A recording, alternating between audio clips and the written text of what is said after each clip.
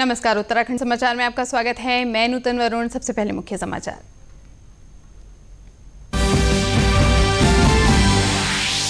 पिथौरागढ़ और चमोली में अतिवृष्टि से भारी नुकसान, 2 लोगों की मौत, 1 लापता। राहत और बचाव अभियान जारी।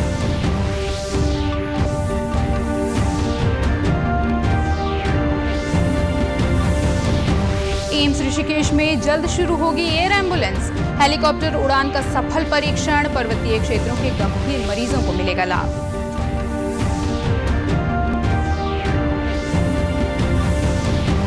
नैनीताल हाईकोर्ट ने कहा, प्रदेश के जैव विविधता वाले क्षेत्रों को पहचान। पर्यटन सचिव की अध्यक्षता में समिति गठित करने के आदेश। संवेदनशील पर्यटन क्षेत्रों में पर्यटकों की क्षमता निर्धारित होगी।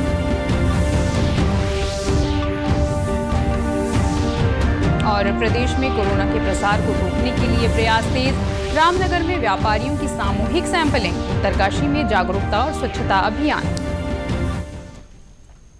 और अब समाचार विस्तार से। पिथौरागढ़ जिले के बंगापानी तहसील में कल देर रात अतिवृष्टि से जान माल को भारी नुकसान हुआ है। इस घटना में एक महिला की मृत्यु हो गई, जबकि लापता एक अन्य महिला की तलाश जारी है।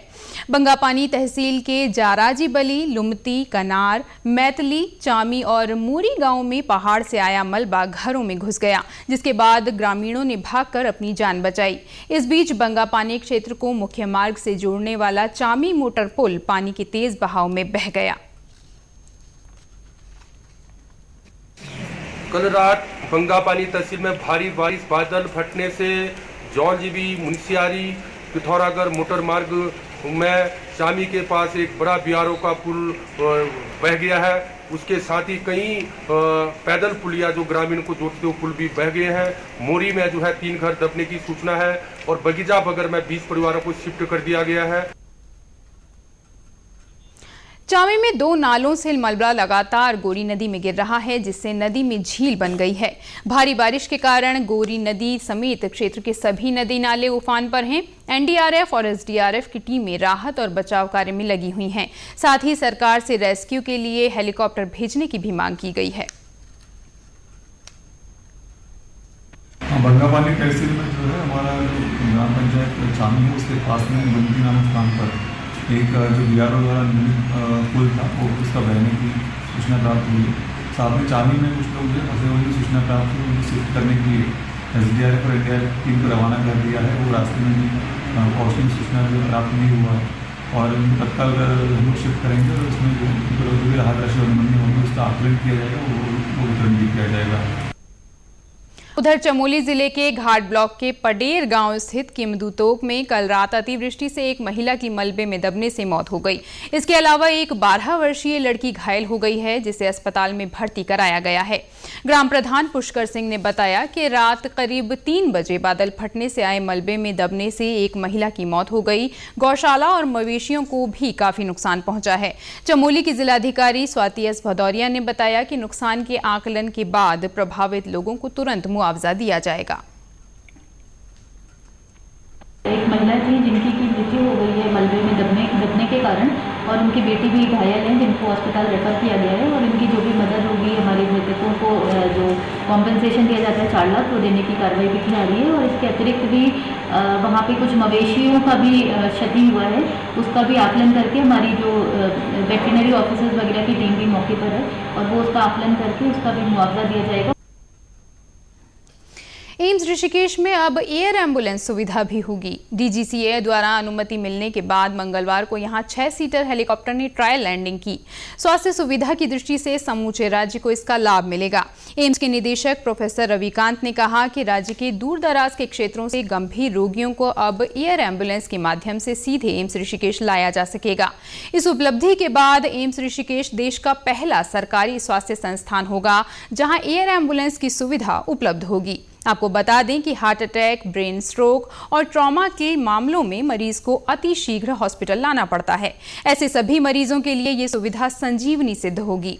एम्स निदेशक ने बताया कि एम्स में 5 हेलीकॉप्टर लैंडिंग की क्षमता होगी।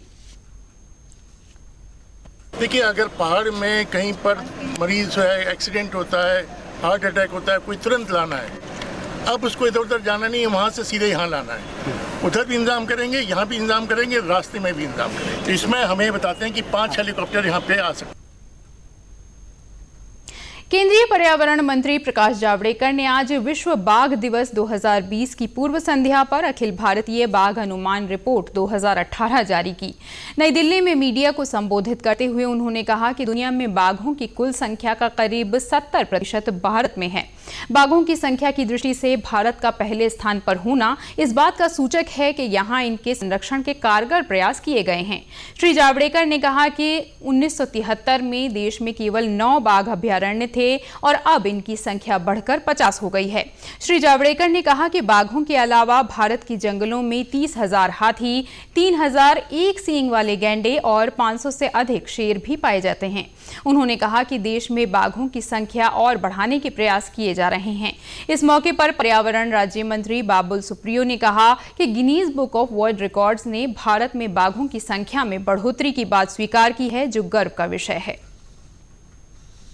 दुनिया के 70% बाघ भारत में है। भारत को गर्व होना चाहिए। 70% हमारे पास है और 70% बाघों के साथ आज हम दुनिया का नेतृत्व करते हैं। देखो, भारत की ये सॉफ्ट पावर्स है। नैनीताल हाईकोर्ट ने प्रदेश के जैव विविधता हेरिटेज क्षेत्रों की पहचान के लिए एक विशेषज्ञ समिति बनाने के निर्देश दिए हैं। ये समिति पर्यटन सचिव की अध्यक्षता में बनाई जाएगी। यही समिति औली जैसे जैव विविधता वाले संवेदनशील क्षेत्रों में पर्यटकों के एकत्रित होने की क्षमता का भी निर्धारण करेगी। हाईकोर्ट के न्यायाधीश न्यायमूर्ति सुधांशु धूलिया और न्यायमूर्ति रमेश चंद्र खुलबे की पीठ ने सरकार को 4 सप्ताह में कमेटी का गठन करने के निर्देश दिए हैं। कोर्ट ने आदेश में साफ किया है कि पर्यटन और पर्यावरण के बीच तालमेल रखा जाए। अपने फैसले में हाईकोर्ट ने कहा कि सरकार को औली में गुप्ता बंधुओं की शादी के आयोजन की तर्ज पर बड़े आयोजनों की अनुमति नहीं देनी चाहिए। कोर्ट ने प्रख्यात लेखक जॉचेन फ्लैशवर्थ के कथन का उदाहरण देते हुए कहा कि पर्यावरण का संरक्षण उसकी क्षमता के अनुसार ही होना चाहिए। गौरतलब है कि औली में गत वर्ष जून माह में भारतीय मूल के दक्षिण अफ्रीका के कारोबारी गुप्ता बंधुओं के बेटों की करीब 200 करोड़ की शाही शादी हुई थी। इससे औली के पर्यावरण को पहुंचे नुकसान को देखते हुए एक जनहित याचिका दायर की गई थी। हाईकोर्ट ने इस याचिका पर अपना फैसला सुनाया है। उत्तरकाशी के जिलाधिकारी आशीष चौहान और पुलिस अधीक्षक पंकज भट्ट ने नगर क्षेत्र में स्थित कंटेनमेंट जोन्स का निरीक्षण किया। निरीक्षण के दौरान जिलाधिकारी ने आसपास के क्षेत्र में रह रहे लोगों से मास्क लगाने और सोशल डिस्टेंसिंग का अनिवार्य रूप से ध्यान रखने की अपील की। उन्होंने नगर पालिका के अधिकारियों को कंटेनमेंट जोन के आसपास के क्षेत्र में सफाई व्यवस्था दुरुस्त रखने के भी निर्देश दिए। उत्तरकाशी शहर के कंटेनमेंट जोन का पुलिस अधीक्षक एवं मेडिकल डिपार्टमेंट तथा कंसर्निंग एसडीएम के साथ में निरीक्षण किया गया। निरीक्षण के पश्चात जो चीज़ें हमें देखने को मिली हैं, उन सारी चीज़ों को हम लोगों ने उसके संबंध में निर्देश दिए हैं। जैसे कि क्लीनिंग को लेकर कुछ इश्यूज़ थे, तो क्लीनिंग को लेकर नगर पालिका को निर्देशित किया गया। सप्लाई को रेगुलरली मेंटेन करने और मॉनिटर करने के लिए डीएसओ को या सप्लाई डिपार्टमेंट को मेरी तरफ से इंस्ट्रक्शंस दिए गए हैं। उधर रामनगर बाजार के ज्वाला लाइन में 2 लोगों के कोरोना पॉजिटिव पाए जाने पर आज इस इलाके के 62 दुकानदारों और कर्मचारियों का RT-PCR टेस्ट किया गया। सैंपलों को जांच के लिए सुशीला तिवारी अस्पताल भेजा गया है। समथिंग 2000 के आसपास मैं अपने हाथों से और मेरी टीम द्वारा कम से कम 3000 से ऊपर के सैंपलिंग अभी तक रामनगर में हो चुके हैं। आज ज्वाला लाइन जो कंटेनमेंट जोन था, 2 रामनगर में कल कंटेनमेंट जोन हुए थे। एक ज्वाला लाइन था, एक हमारा नीचे गुलरघट्टी था। ज्वाला लाइन में आज 62 लोगों की सैंपलिंग RT-PCR के लिए आज हमने ले लिए हैं, जिसको हम शाम को हल्द्वानी सुशीला तिवारी भेज देंगे। गौरतलब है कि प्रदेश में कोविड के मरीजों की संख्या निरंतर बढ़ रही है। कल शाम जारी हेल्थ बुलेटिन के अनुसार प्रदेश में 224 नए मरीज मिलने के बाद अब प्रदेश में कोरोना के कुल मरीजों की संख्या 6,328 हो गई है। इनमें से 3,675 लोग ठीक हो चुके हैं। कोरोना से अब तक 66 लोगों की मृत्यु हो चुकी है। इस बीच पिथौरागढ़ में कोरोना संक्रमित SSB जवान की भी मृत्यु हो गई। पिथौरागढ़ में ये पहला मामला है। रुद्रपुर पुलिस की सिटी पेट्रोल यूनिट के जवानों ने चेकिंग के दौरान एक युवक को गंभीर रूप से घायल कर दिया। इस घटना की जानकारी मिलने पर मुख्यमंत्री त्रिवेंद्र सिंह रावत ने दोषी पुलिसकर्मियों के खिलाफ कार्रवाई करने के निर्देश दिए। इस संबंध में महानिदेशक कानून व्यवस्था अशोक कुमार का कहना है कि इस घटना के लिए एक सब इंस्पेक्टर और 2 कांस्टेबल को तत्काल प्रभाव से निलंबित कर दिया गया है, लेकिन घटना के बाद जिन लोगों ने पथराव किया उनके खिलाफ भी कार्रवाई की जाएगी। एक युवक को पुलिस कर्मियों द्वारा गंभीर चोट कारित करने के आरोप लगे हैं। ये पुलिसकर्मी सीपीयू जो हमारी ट्रैफिक को देखती है वो थे और उनका वर्जन है कि वो ट्रैफिक में चेकिंग कर रहे थे और ये ओवर स्पीड से आ रहा था। उसको उन्होंने रोकने का प्रयास किया, उसमें इसको ये चोट लगी है। प्रथम दृष्टया आरोपों को देखते हुए और चोट की गंभीरता को देखते हुए हमने एक सब इंस्पेक्टर और 2 कांस्टेबल सीपीयू के 3 लोगों को निलंबित करवा दिया है। डाक विभाग पूरे देश में गंगा जल की आपूर्ति कर रहा है। इसके तहत गोमुख से गंगा जल लेकर डाक विभाग पूरे देश में पहुंचा रहा है।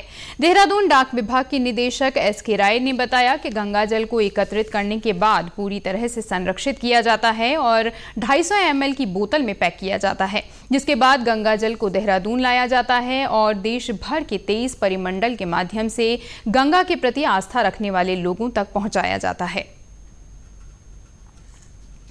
यह जल सिर्फ हम गंगोत्री से कलेक्ट करते हैं, प्रॉपरली इसका सेडिमेंटेशन किया जाता है, उसमें क्लीनिंग प्रोसेस कंप्लीट होने के बाद 250 ml के बॉटल में हम गंगा के जल को उसकी पैकेजिंग करते हैं, फिर बड़े बड़े कार्टून्स में हम उसको पैक करने के बाद देहरादून लेकर के आते हैं और देहरादून से पूरे हिंदुस्तान में भारतीय डाक विभाग के कुल 23 परिमंडल हैं। 23 परिमंडलों में देहरादून से हम लोग यहाँ से उसके सप्लाई का कार्य करते हैं। जो सप्लाई होता है वो हम अपने डाकघरों तक करते हैं और डाकघर में यह जो बॉटल है, जो 250 ml की जो बॉटल है, ये 30 रुपए की दर से उपलब्ध है। कृषि मंत्री सुबोध उनियाल ने कोरोना वायरस के प्रसार को रोकने के लिए टिहरी जिला प्रशासन को हर संभव प्रयास करने के निर्देश दिए हैं। टिहरी में कोरोना और मानसून के दौरान आपदा से निपटने की तैयारियों को लेकर समीक्षा बैठक में उन्होंने कहा कि टिहरी जनपद में कोरोना संक्रमण के बावजूद अच्छी स्थिति है। उन्होंने जिलाधिकारी को निर्देश दिए कि जनपद के प्रवेश द्वारों पर स्थापित चेक पोस्ट पर किसी भी प्रकार की लापरवाही न बरती जाए। उन्होंने मानसून सीजन में पेयजल, मोटर मार्ग, विद्युत व्यवस्था जैसे कई तमाम उपाय दुरुस्त करने के लिए संबंधित अधिकारियों को आवश्यक निर्देश दिए। 468 केसेस निकल गए, 2 डेथ हुई थी, जो कि मरने के बाद जो लोग कोरोना इन्फेक्शन थे, और 28 लोग आज की तारीख में मर गए। ये संक्रमण पर्याप्त व्यवस्था है, चाहे आइसोलेशन वार्ड्स की हो, चाहे बेड्स की हो, चाहे वेंटिलेटर्स की हो, क्वारंटाइन सेंटर्स की हो, पूरी तरह से दुरुस्त किया गया है ताकि किसी भी तरह की संभावनाओं से लड़ने में हमारा जिला प्रशासन सरकार सकता। इसके साथ साथ जिस तरह से जिला के पूरे प्रदेश में टिहरी जनपद एकमात्र जनपद से पहला सबसे पहला जनपद था जो कोरोना फ्री साबित था, इसके लिए निश्चित रूप से जिला प्रशासन को मैं बहुत साधुवाद देता। उत्तराखंड के समाचारों में बस इतना ही। चलते चलते मुख्य समाचार एक बार फिर।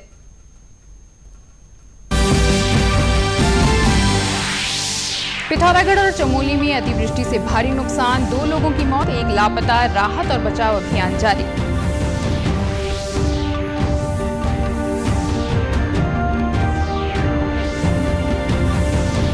एम्स ऋषिकेश में जल्द शुरू होगी एयर एम्बुलेंस, हेलीकॉप्टर उड़ान का सफल परीक्षण, पर्वतीय क्षेत्रों के गंभीर मरीजों को मिलेगा लाभ।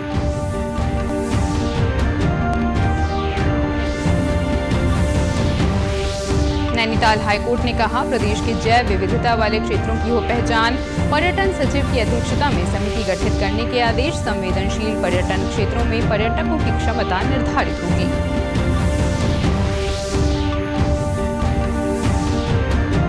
और प्रदेश में कोरोना के प्रसार को रोकने के लिए प्रयास तेज, रामनगर में व्यापारियों की सामूहिक सैंपलिंग, उत्तरकाशी में जागरूकता और स्वच्छता अभियान। इसी के साथ समाचार समाप्त हुए। नमस्कार।